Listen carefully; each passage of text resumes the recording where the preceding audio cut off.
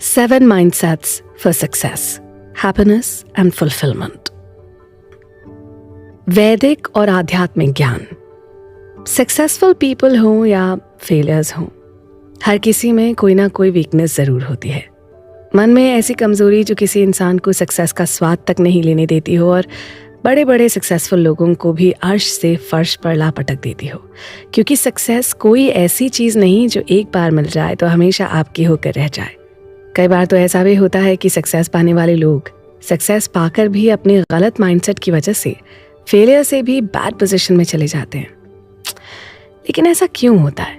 मन में ऐसी कौन सी कमज़ोरी होती है जो हमें पूरी लाइफ भटकाती रहती है और हम उसे ही अपनी डेस्टिनी मान लेते हैं? निराशा और फ्रस्ट्रेशन में अपनी लाइफ जीने के लिए मजबूर हो जाते हैं और अपने सपने, अपने एम्बिशन और हैप्पीनेस को हमेशा के लिए छोड़ देते हैं। क्यों एक इंसान अपनी तमाम कोशिशों के बाद भी एक सक्सेस के लिए तरस जाता है तो कोई इंसान सक्सेस पाने के बाद भी बर्बाद हो जाता है?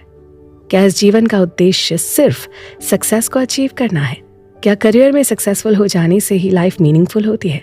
क्या हैप्पीनेस और पारिवारिक सामाजिक सुख के बिना सक्सेस को सक्सेस कहा जा सकता है? कई बार ऐसा भी होता है कि हम अपने प्रोफेशन में ही इतने कमज़ोर होते हैं कि उस क्वालिटी के साथ सक्सेस को कभी अचीव नहीं कर सकते। कई बार ऐसा भी होता है कि हम अपनी हैप्पीनेस को ना तो समझ पाते हैं, ना फील करते हैं और हमारे हाथ में सक्सेस पाने की जो उम्मीद होती है ना, उसे भी गंवा बैठते हैं। ऐसे में सवाल उठता है कि हम अपने प्रोफेशन में मास्टर कैसे बने? क्या करें कि हम अपने प्रोफेशन में एफिशिएंट हो जाएं? क्या करें कि हमारी फैमिली और सोशल लाइफ भी हैप्पीनेस से भरी रहे और हम अपने प्रोफेशन में सफलता के शिखर को छू सकें? यानी हम किस माइंडसेट के साथ अपनी लाइफ को ले चलें कि हम संपूर्णता के साथ अपने जीवन को जी सकें? दोस्तों, ये सारे सवाल जो अभी मैंने आपको बताए, ये सारे सवाल हमारे मन में चलते रहते हैं और हम लगातार एफर्ट भी करते रहते हैं। लेकिन कुछ दिनों में ही हमारा सारा एफर्ट ताश के पत्तों की तरह भरभरा के गिर जाता है और हम अपने एफर्ट को लेकर बैकफुट पर आ जाते हैं। हम मानने लगते हैं कि हमारे पास सक्सेस पाने के लिए ना तो टैलेंट है, ना हमारा IQ लेवल ही हाई है, ना हमारे भाग्य में सक्सेस लिखी है। इस तरह हम खुद को भाग्य के हवाले करके वैसी जिंदगी जीने के लिए मजबूर हो जाते हैं जिसे हमने अपने लिए कभी नहीं चाहा था। क्या आप भी अपने एफर्ट से हार चुके हैं? क्या आपको भी लगता है कि जैसी लाइफ आप अपने लिए चाहते थे वैसी लाइफ आप जी नहीं पा रहे हैं? क्या आप हर तरह से निराश हो चुके हैं? आपका अपने टैलेंट से भरोसा उठ गया है? क्या आप अपने भाग्य को कोस रहे हैं?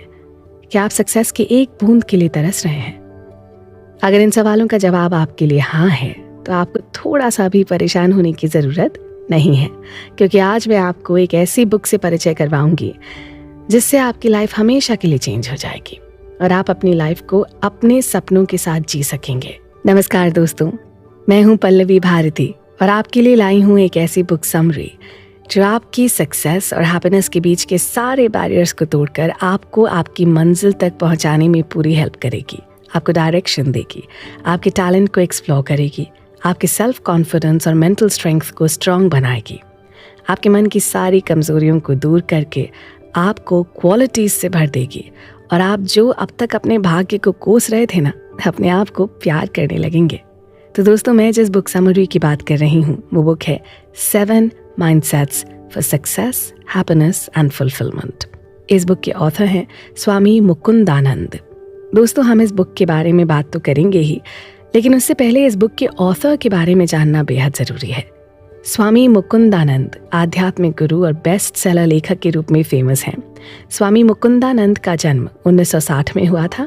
वो बचपन से ही बेहद टैलेंटेड स्टूडेंट रहे हैं, इसलिए इंडिया के famous management school IIM Kolkata से पोस्ट ग्रेजुएशन की डिग्री लेने में सफल रहे। इसके बाद इंडिया के फेमस बिजनेस हाउसेस में जॉब भी किया, लेकिन कुछ टाइम के बाद इन्होंने जॉब छोड़कर संन्यास ले लिया। संन्यास लेने के बाद स्वामी मुकुंदानंद ने जीवन और उसके उद्देश्यों के बारे में गहन चिंतन मनन किया। इंसान के दुखों के कारण और उनके समाधान के बारे में जानने के लिए वैदिक ग्रंथों सहित भारत के प्राचीन ग्रंथों का अध्ययन किया और भारत का भ्रमण आध्यात्मिक चेतना के साथ किया। ये बुक भी स्वामी मुकुंदानंद के चिंतन मनन और उनके गहन अध्ययन का परिणाम है। इसमें स्वामी मुकुंदानंद ने इंसान के माइंडसेट को 7 चैप्टर्स में बांटकर इंसान की मानसिकता को बेहतरीन ढंग से समझाने का प्रयास किया है। तो दोस्तों बढ़ते हैं अपने अगले चैप्टर की ओर, जहां हम इस बुक के बेसिक थॉट्स के बारे में चर्चा करेंगे।